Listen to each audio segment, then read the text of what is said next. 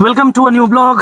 आज first day था court का और काफ़ी दिनों बाद ऑलमोस्ट अ मंथ पहली बार ऐसा फील हुआ 1 महीने में कि एक्चुअली कुछ छूट रहा था। जब आप वकालत करते हैं और पैशनेटली करते हैं और कोर्ट ना जाएं और व्हाट्सएवर रीज़न, यदि कोर्ट बंद है या छुट्टी में है आप, तो मन नहीं लगता है। और लिटरली आज मुझे ऐसा लग रहा है कि मतलब पिछले 30 दिन लगभग जो है मन नहीं लग रहा था। आज जब कोर्ट खुला और जब मैंने मैटर्स अटेंड किए, एक एविडेंस मैटर था, एविडेंस पे तो एविडेंस कराया, क्रॉस एग्जामिनेशन था, तो लगा कि हाँ ठीक है, बहुत दिन से मिस कर रहे थे इस चीज़ को। तो यही चीज़ होता है जब आप इंटरेस्टेड होते हैं किसी चीज़ में ना, तो लगता है कि कुछ छूट रहा है। बहरहाल पिछले 2-3 दिन से जो लीगल न्यूज़ है चर्चा में, पहला तो ये है कि अभी वेस्ट बंगाल में अभी हमने देखा और मैंने शेयर भी किया था अपने इंस्टाग्राम अकाउंट पे, आप जाके देखना, कि एक लड़की को बेरहमी से वहाँ पीटा जा रहा है और सड़क पे पीटा जा रहा है। अब सड़क पे पीटने का मतलब ये हुआ कि आप लॉ, कानून की व्यवस्था को आप नहीं मानते हैं, उसमें आपकी कोई रुचि नहीं है। तो ये एक गलत बात है। जब आप एक डेमोक्रेसी में रहते हैं, तो लोगों को पनिश करने का एक तरीका होता है। मैं कल ही अपने सीआरपीसी के क्लास में पढ़ा रहा था अजमल कसाब के बारे में। अजमल कसाब का जो केस था उसके बारे में। पूरी देश ने देखा और जुडिशरी से लेकर के, एग्जीक्यूटिव से लेकर के पूरा वर्ल्ड, विश्व ने देखा कि उसने बेरहमी से हमारे अपने लोगों पे जो है गोली चलाई और कई लोगों की जानें चली गई। इसके बाद भी जब वो कोर्ट के समक्ष गया, तो कोर्ट ने उसे वही प्रोसीजर फॉलो किया उस पर्टिकुलर केस में जो एक आम इंसान में करना था उसे।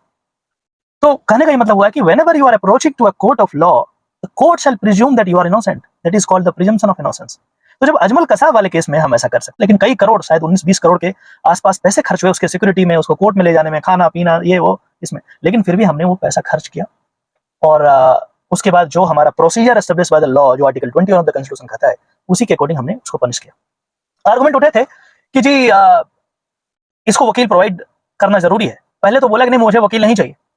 अब जब वकील यदि नहीं रहेगा तो उसको पनिश करना बड़ा मुश्किल है। इंडियन सिनेरियो में, इंडियन कोर्ट सिस्टम की बात यदि किया जाए, यदि एडवोकेट नहीं है तो आपको पनिश करना बड़ा मुश्किल है। तो फाइनली क्या हुआ कि उसको ये कहा गया कि ठीक है, देखो हमारा कॉन्स्टिट्यूशन में बिल्कुल क्लियर बात की गई है, not only in the constitution but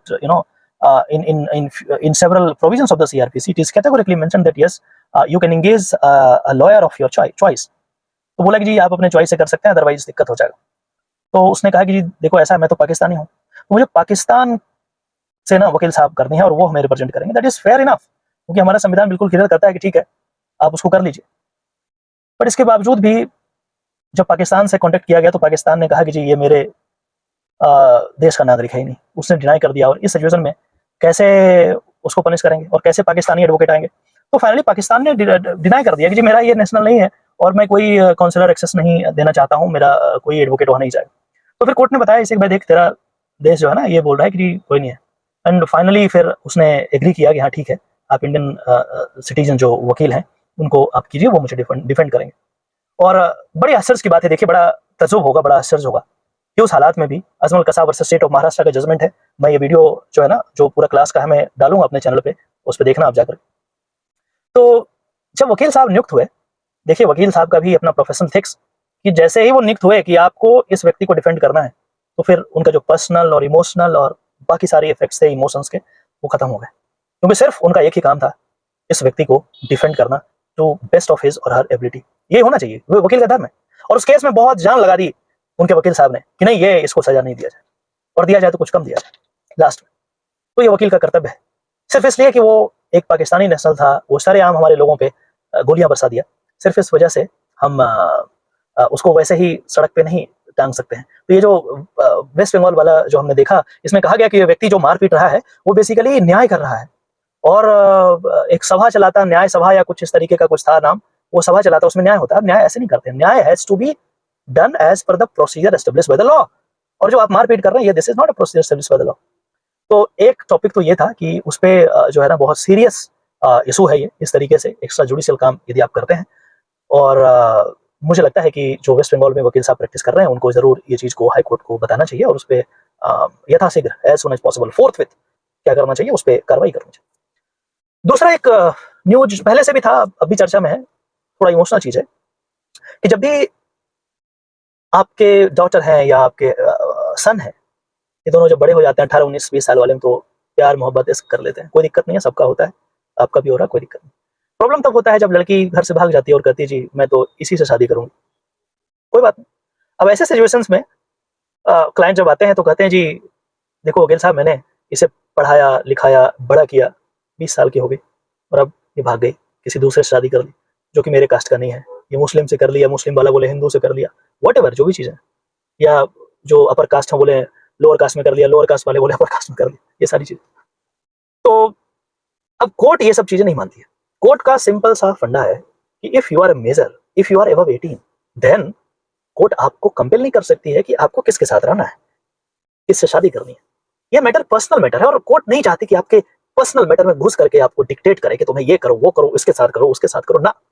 तो कोर्ट का सिंपल सा फंडा ये होता है। कई बार हमने माननीय दिल्ली हाई कोर्ट में हैबियस कॉर्पस पिटीशन लगाया जहाँ पे इस तरीके से बच्ची गायब हो गई थी, बाद में पता चला कि वो किसी और के साथ थी, वो शादी कर लिया, किसी और के साथ रह रही है अपनी मर्जी से, लिविंग रिलेशन से, सो एंड सो फोर्थ। तो लड़की को तो प्रोड्यूस कर दिया गया बिकॉज हमने फाइल किया writ of habeas corpus on behalf of the father और मदर ऑफ द लड़की, द गर्ल। जब लड़की आती है कोर्ट में तो कहती है जी मुझे तो मेरे इसी बॉयफ्रेंड के साथ रहना है या मेरे हस्बैंड के साथ रहना है जिससे मैंने शादी किया, जिससे शादी मैं करने वाली हूँ।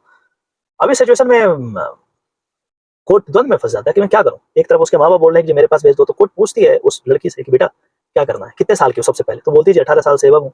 जैसे ही 18 साल से एबव बोलती है बाकी के क्वेश्चंस का रिलेवेंस ही नहीं होता है। किसके साथ रहेगी, बोल देगी मैं बॉयफ्रेंड अपने हस्बैंड या मैं कहीं और रहूंगी, घर में नहीं रहूंगी, उसकी मर्जी है, कोर्ट कंपेल नहीं कर सकती है। कई बार हमने देखा है कि ऐसे सिचुएशंस में जो बिल्कुल जस्ट अभी 18 क्रॉस की गई, उसमें बहुत परसुएड करने के बाद माननीय दिल्ली हाईकोर्ट को कई बार चेंबर मीटिंग होती है कि ओपन कोर्ट में ना डील करके को चेंबर में ले जा करके जो है ना डील करते हैं, जस्ट टू फाइंड आउट कि कोई प्रेशर तो नहीं है, कोर्सन तो नहीं है, जबरदस्ती तो नहीं बोला जा रहा। और इस तरीके से फिर सच्चाई का पता लगाया जाता है। और फिर यदि वो लड़की अडिग है कि जी मुझे तो अपनी मर्जी से रहनी है, कोर्ट कुछ नहीं कर सकता है। माँ बाप कितना ही इमोशन में है, कितना ही कुछ बोल दें कि जी मैंने पढ़ाया लिखा ये किया वो किया, दैट इज ओके, बट यदि 18 साल से ऊपर है तो इस तरह की चीजें चलेगी नहीं। तो ये ऐसे कुछ लीगल इशूज हैं और सोशल इशूज भी हैं, ये बेसिकली सोसाइटी एट लार्ज इससे इफेक्ट होती है। तो मुझे लगता है कि इस तरीके के ब्लॉग में यदि आपको ये सारी जानकारी दी जाए तो ज़्यादा अच्छा होगा। और इसी तरीके से हम एक टॉपिक या दो टॉपिक इस तरीके से हम कवर करेंगे और नए नए जो लीगल न्यूज़ आएंगे, जो डेवलपमेंट आएंगे, उस पर भी हम बात करेंगे। और आपसे रिक्वेस्ट है कि हमने जितने भी अभी ब्लॉग के सीरीज बनाए हैं, आई थिंक 17 है टोटल, 17, आप उसको देखेंगे तो जरूर कुछ ना कुछ सीखेंगे। यदि सीखते हैं तो आप जरूर नीचे कमेंट करेंगे कि हाँ सर मैं कुछ ना कुछ लीगल चीज़ सीखता हूँ, ताकि हम भी जब भी समय मिले मैं आपको कुछ ना कुछ बताता रहूँ। तो आज के लिए हम इतना ही रखते हैं। आपको यदि पसंद आया हो तो आप जरूर शेयर करेंगे, लॉ स्टूडेंट्स को अपने कॉलेजेस में शेयर कीजिए, रेगुलरली इसको देखिए। जिस तरीके से मूवी देखते हैं, जिस तरीके से आप न्यूज़ आज तक और तमाम चीज़ें देखते हैं, उस तरीके से यदि लॉ स्टूडेंट हैं या लॉ से जानकारी लेना चाहते हैं, लॉ से संबंधित, तो मुझे लगता है इस तरीके से यदि आप रेगुलरली देखेंगे तो आपका ज्ञान जो है ना बढ़ेगा और कुछ ना कुछ नया जरूर सीखेंगे। तो जाते जाते मैं आपसे रिक्वेस्ट करूंगा कि ये जो मेरा क्लास है, ये Ajmal Kasab versus state of Maharashtra, उसको पूरा देखिए। उसमें मैंने आर्गुमेंट क्या हुआ है और क्या काउंटर आर्गुमेंट हुआ है, जज का क्या ओपिनियन है, ये सारा कुछ मैंने बहुत अच्छे तरीके से केस लॉज को पढ़ के बताया है। तो ये देखेंगे तो आप जरूर कुछ सीखेंगे। तो आज के लिए इतना ही, फिर से मिलते हैं, तब तक के लिए अपना ध्यान रखिए। अब जाने का समय हो गया, bye bye, good night, take care.